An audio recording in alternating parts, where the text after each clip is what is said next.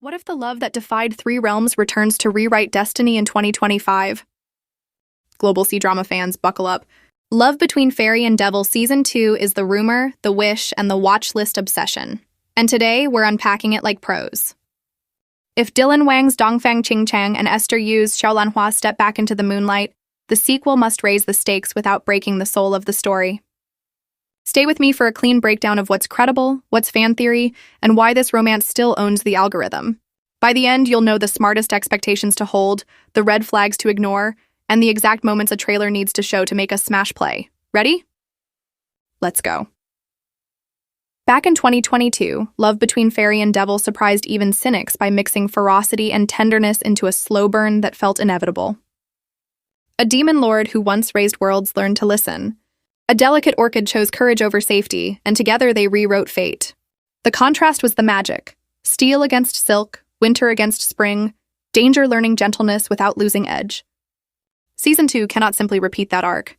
It has to mature it. Think partnership instead of crush, vows instead of flirtation, responsibility instead of reckless sacrifice. The romance that started in whispers should now face thunder, politics, prophecy, and the heavy cost of peace. If the first season was discovery, the sequel must be consequence. Let's get the facts versus rumors straight, because clarity is respect. The heart of this world is Dylan Wang as Dongfang Qingchang and Esther Yu Shuxin, as Xiaolanhua. Recast rumors pop up every few months, often dragging in Shen Yue because of Meteor Garden nostalgia, but no official studio post has announced a female lead swap.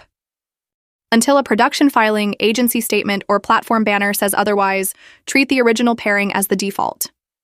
Reports about 25 episodes, Netflix carriage, and surprise cameos trend often. Some could land, many won't.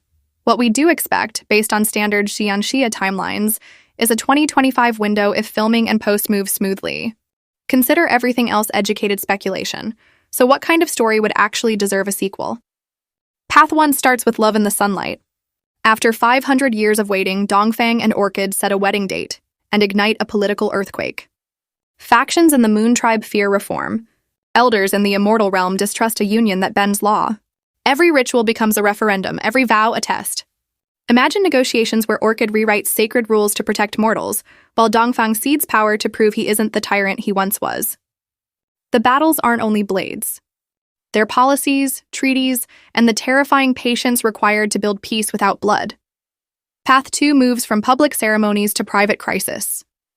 A fragile new life, or a surge of power Orchid cannot safely carry, turns love into a countdown. The realms point fingers. Old enemies weaponize compassion. Dongfang's instinct is to shield, to rage, to tear the sky open, yet the man Orchid loves must choose restraint over ruin. Here the contrast bites deepest.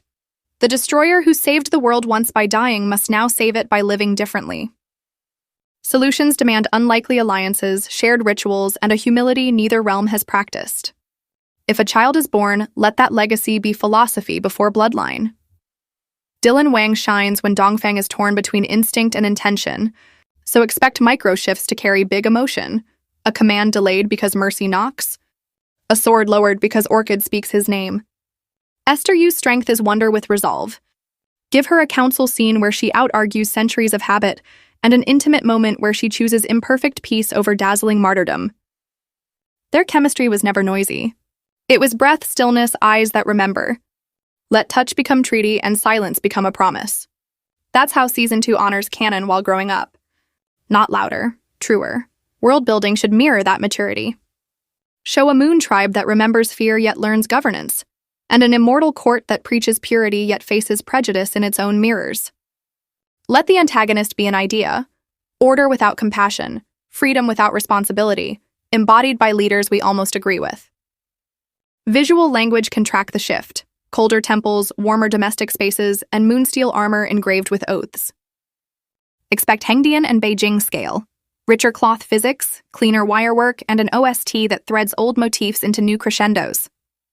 Spectacle matters, but intimacy must win. A hand over a wound is worth more than a shattered palace. Where will you watch? Distribution often follows the money and the calendar. If a major streamer licenses globally, subtitles will drop fast and dubs may follow. If multiple platforms share rights, rollout can stagger. Episode counts in this genre typically land between 24 and 36, so rumors of 25 feel plausible but not final. Talk of special interviews, cast game nights, and behind-the-scenes featurettes is believable marketing. Cameo chatter from big names surfaces every cycle. Treat it as flavor until confirmed. The reliable signals are production filings, agency schedules, and teaser posters from official accounts. Everything else is warm air until stamped. Now choose your ending. Do you want a hard-won wedding where peace is policy, not fireworks, with Orchid paying a cost that redefines power as stewardship? Or do you want a beautiful ache, an agreed separation that saves both realms and births a third path neither side imagined? Tell me which one you'd accept and why. Name the one season, one moment that still haunts you, and the 3 trailer shots that would make you scream release date now. Drop your theories below. Like this video if you live for Xianxia romance, and subscribe for verified updates the minute anything locks. We'll keep it real and respectful. Canon first, hype second. When the first official poster or teaser drops, expect a frame-by-frame breakdown without spoilers. Until then, comment your theory, like, and subscribe.